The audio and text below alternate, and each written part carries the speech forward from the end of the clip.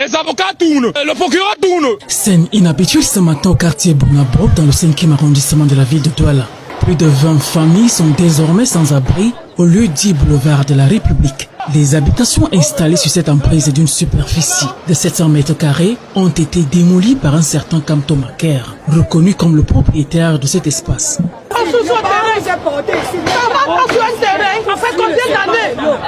Après combien d'années Monsieur a mis tout le site au sol. Et maintenant, regardez la barrière. Et ceux qui vont dormir où? Point d'interrogation. Personne ne parle. Ça fait 40 ans que je suis ici. C'était la forêt. Je n'avais pas de problème. Les gens qui ont l'argent, on peut faire le faux titre. Dans Douala, le titre dans Douala premier. On vient dans Douala 5 minuit. D'après les témoignages, l'espace Kaorélé est occupé depuis plus de 30 ans.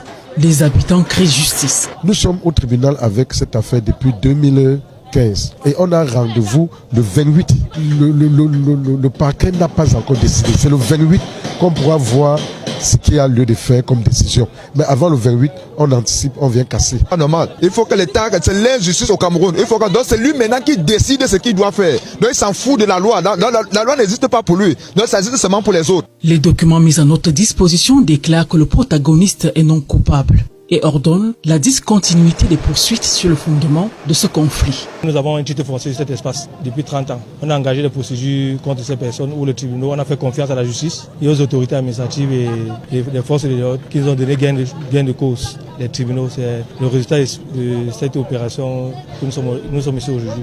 Face à ce qui est perçu comme l'injustice par les familles qui se retrouvent sans domicile et qui dénoncent les manipulations malsaines faites contre elles, celle-ci souhaite que la loi soit clairement dite sur cette affaire lors de la prochaine convocation prévue en novembre. C'est donc une affaire à suivre.